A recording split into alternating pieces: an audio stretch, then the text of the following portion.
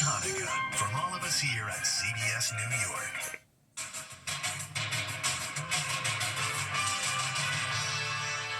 Rob Reiner and wife murder investigation. Their son under arrest for the brutal stabbing death of his parents. His troubled past. Every time I look over it, that's my son, that's my boy. The last family photo. And their reported weekend fight at Conan O'Brien's Christmas party. And manhunt chaos at Brown University. First, the shooting spree person of interest is arrested, then he's released. Then, can it happen here? Americans are on high alert after the beach massacre in Australia. And the hero of Bondi Beach. Oh! International praise for the unarmed man who disarmed the terrorist. Plus, the delivery driver who cops a pepper sprayed a bag of food. She claimed she was aiming for a spider.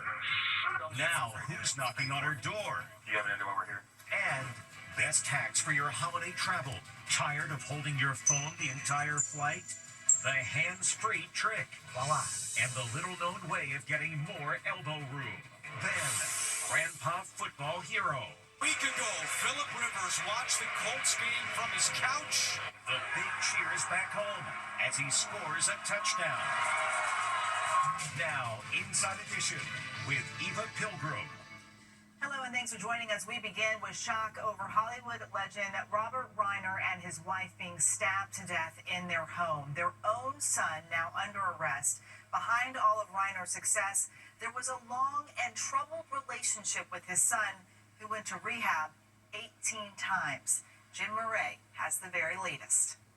We're learning more about the horrific murders of Rob Reiner and his wife Michelle and the shocking arrest of their troubled son Nick on murder charges. Media from around the world are gathered outside Rob Reiner's Brentwood estate where the grisly murders took place. Today, we're learning new information about a very loud argument reportedly between Rob Reiner, his wife, and their son Nick at Conan O'Brien's Christmas party on Saturday night. Nick was freaking everyone out, acting crazy, kept asking people if they were famous, according to People magazine. It said after the heated argument, Rob Reiner and his wife immediately left the Conan O'Brien party. Daughter Romy reportedly made the horrible discovery of her parents' bodies inside their $14 million estate, which is festively decorated for the holidays. According to a published report, the Reiners' throats were slit. An assistant to the Reiner family is in shock as he learns the tragic news. Excuse me, can I ask? No comment right now. Reiner's close friend Billy Crystal and his wife were seen distraught outside the home. Our hearts go out to the family and friends of the Reiners. We have our Robbery Homicide Division handling the investigation. They worked throughout the night on this case and were able to take into custody Nick Reiner, a suspect in this case. He was subsequently booked for murder. This is the last public appearance of the family from 3 months ago at the premiere of Reiner's latest movie, Spinal Tap 2. 32-year-old Nick is center stage, looking grim. His sister Romy and older brother Jake are also there. A year earlier, Nick was photographed with his family at a Las Vegas steakhouse, again looking glum. Nick Reiner struggled for many years with drug abuse. He was homeless. Nick Reiner has been open about his struggles with addiction. How many times have you been in and out of rehab? I'll be honest, it's been like 17 or 18 times. He and his dad teamed up for the semi-autobiographical movie Being Charlie about a drug-addicted son. I'm not going to listen to you tell me what a drug addict I am. Either head back to treatment or live on the streets. It's your choice. The dad and son spoke candidly about their challenges. The whole process for me, I can just speak for myself, it did make me understand him a lot more. We didn't bond a lot as a kid. Like, he really liked baseball, I like basketball, and he could watch that with my brother. Today, Hollywood is in a state of shock over the murders. On a personal level, it's also left me shaken. Rob Reiner was my son's Little League baseball coach. He was a loving and patient coach to my son and to his daughter Romy, who was on the team. My son also went to preschool with Romy, and we enjoyed many wonderful times with the Reiners. 2 weeks ago, Romy shared these happy photos with her parents, enjoying a coastal vacation. Now, an unthinkable tragedy for an iconic show business family. Coming up, we'll have more on this shocking double murder, including reaction from President Trump. that's raising eyebrows. Tonight, an urgent manhunt to find the shooter who killed 2 students at Brown University. Cops just released someone they thought was a person of interest. The entire community around the school in Providence, Rhode Island, living in fear. Ann Mercogliano is there. The hunt for the Brown University gunman is in chaos today. Authorities believed they had their man when a 24-year-old former U.S. Army sniper was detained at a hotel 20 miles from the Ivy League campus.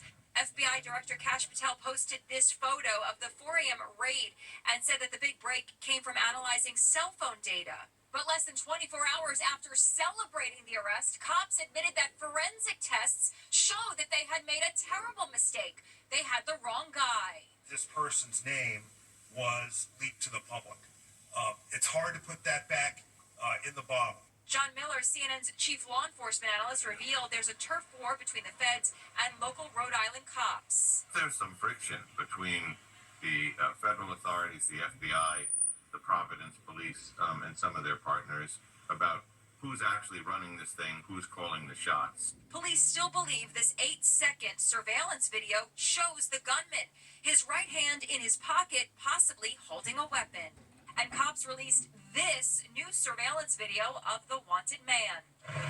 Today, FBI evidence teams retraced the gunman's route, searching it inch by inch for anything that might yield a clue. And we're learning more about the hours of terror for the students at the Ivy League campus. Doctoral student Eva Erickson, who was runner-up on last season's Survivor, says she left the building shortly before the shooting. I am so extremely lucky that I was very unproductive at work today because I left and about 20 minutes later, we get the warning. Incredibly, student Mia Tretta lived through another mass shooting in 2019 when she was in high school. When I was deciding what school I wanted to go to, a big part of that was where am I going to feel safe? Tristan Parker helped lead a group of fellow students to safety as gunfire erupted just 100 feet away. He expressed frustration about the bungled arrest. That's the scary part, is he could be in France or Australia by now, but he could also be right here and no one knows. And shock around the world after that shooting on Australia's Bondi Beach, a popular tourist destination. This is the scene today as a huge crowd visited the beach to remember the 15 victims killed when a father and son opened fire on an event marking the first night of Hanukkah. As Allison Hall reports, many are worried about this happening here. We're seeing new video today of the panic on Bondi Beach. People run for their lives as bullets whiz around them. Others hit the deck in terror. A mother desperate to keep her toddler's head down. 15 innocents were murdered, 38 injured. Now the question on everyone's lips, could it happen here?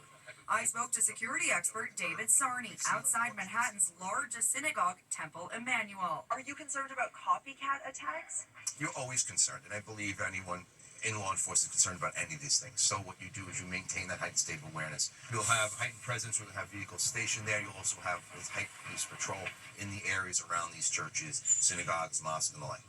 Back at Bondi Beach in Australia, a huge floral memorial is growing by the hour.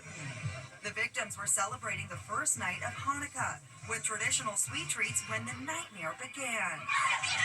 The gunmen were identified as a father and son, the family from hell, according to the New York Post. They positioned themselves on a bridge overlooking the celebration and opened fire, raining down 60 bullets in 10 minutes. There were children, there were elderly, families enjoying themselves, children, kids at a festival, playing, and then all of a sudden it's absolute chaos. But the horror could have been so much worse if it wasn't for this hero, a civilian who tackled one of the shooters, jumping on his back, wrestling the gun away from him. Ahmed Al-Ahmed, a humble fruit vendor who happens to be Muslim, has earned the world's admiration and gratitude. A GoFundMe appeal set up on his behalf has already raised $1.7 million and counting. including a whopping $99,999 from New York hedge fund billionaire Bill Ackman. Today, the belongings of those who ran for their lives remain on the world-famous beach, neatly organized by volunteers. And locals in Sydney are lining up for blocks to donate blood. We spoke to reporter David Woywood from 7 News Australia. It's just something that we are not accustomed to here in Australia, and it's broken hearts around here, and this is a community with a deep sense of grief right now. Prominent Jewish celebrities are speaking out. Wonder Woman Gal Gadot posted a heartfelt message on social media. "My heart is shattered. We must honor the victims not with silence, but by demanding a world where every life is safe."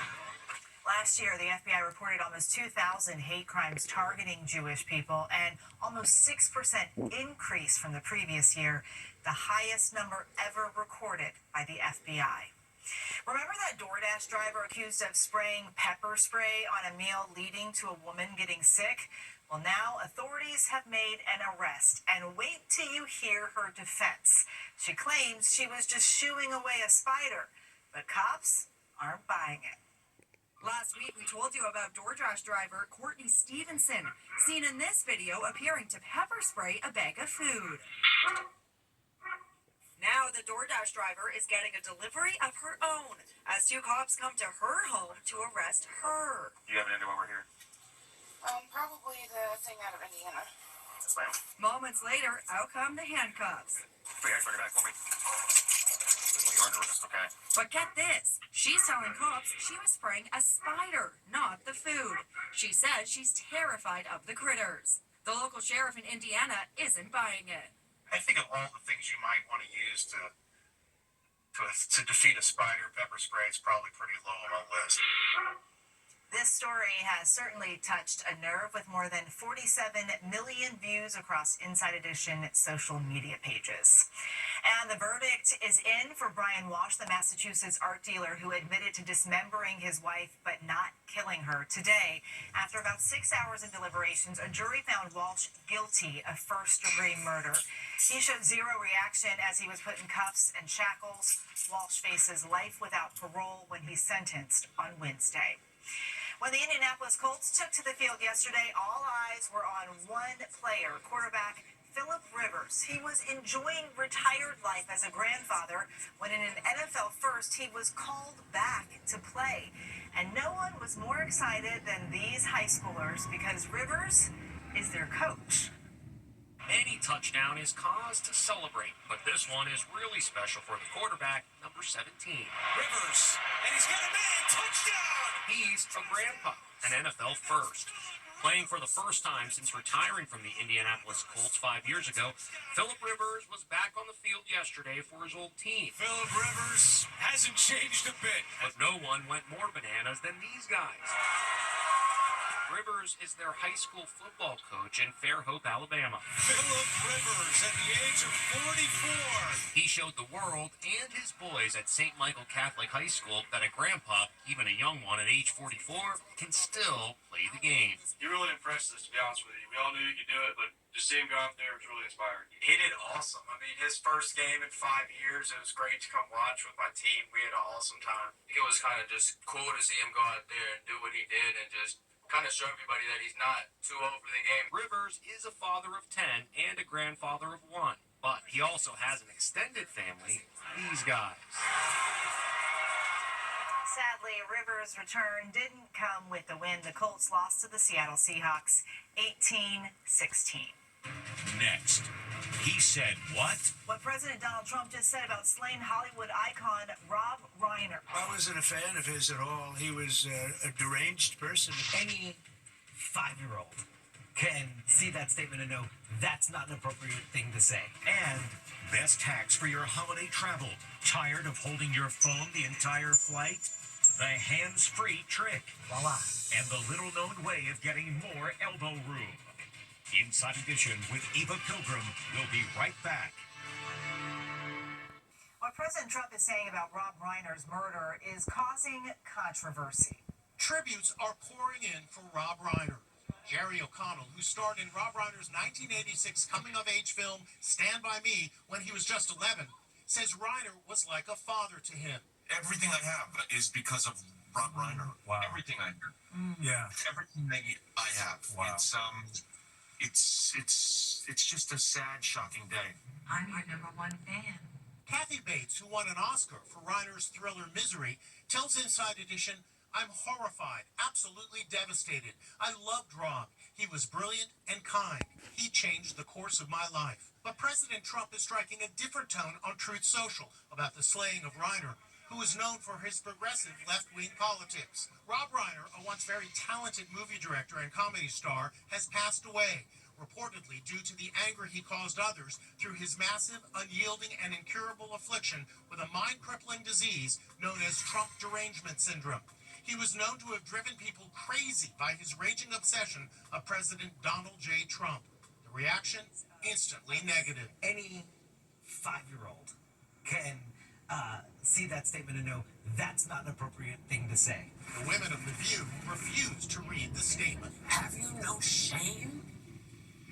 No shame at all? President doubled down at a press conference today. I was not a fan of Rob Reiner at all, in any way, shape, or form. I thought he was very bad for our country. Reiner's first wife was Laverne and Shirley star Penny Marshall. Reiner says he met his true love while directing the iconic rom-com When Harry Met Sally. Michelle was the on-set photographer. He decided he was going to change the end of the movie because, meeting his wife, that was the catalyst. Yep, he changed the ending of When Harry Met Sally to a happy one after meeting Michelle. He told us about the lasting appeal of the movie in 2013. People love to see how people get together. I mean, it's the age-old, mating dance that men and women do. Reiner first became a household name in the 1970s when he was cast in All in the Family. He played Archie and Edith Bunker's son-in-law. You are a meathead. A meathead. He went on to direct some of the most beloved and quoted movies of all time, including The Princess Bride. My name is Inigo Montoya. You killed my father. Prepare to die. And A Few Good Men. You can't handle the truth. Much of what he touched turned to gold. Reiner's production company also produced the sitcom Seinfeld, which earned him millions in royalties. Coming up, hacks to make holiday travel a breeze. The busiest holiday travel season ever, so Stephen Fabian has some hacks. Big crowds, packed flights. Welcome to holiday travel. But fear not, these travel hacks will make the season a bit more jolly and bright. Need a TV stand to stay entertained during the flight? You can use your hat. You just connect it here through the clips, and then watch this, your favorite show, right here, hands-free. No hat? Try this. And all you need is the sick bag that they give you right here in the seat back. Watch this. Clip it here, take your phone, put the case behind it, and then jam it in there, and look at that. Hands-free viewing. How about a little more elbow room in those tight-fitting seats? If this armrest is kind of getting in your way here, kind of annoying, watch this. Just follow along here. There's actually a button under here you can press, and watch this. Voila. Armrest goes up, more elbow room.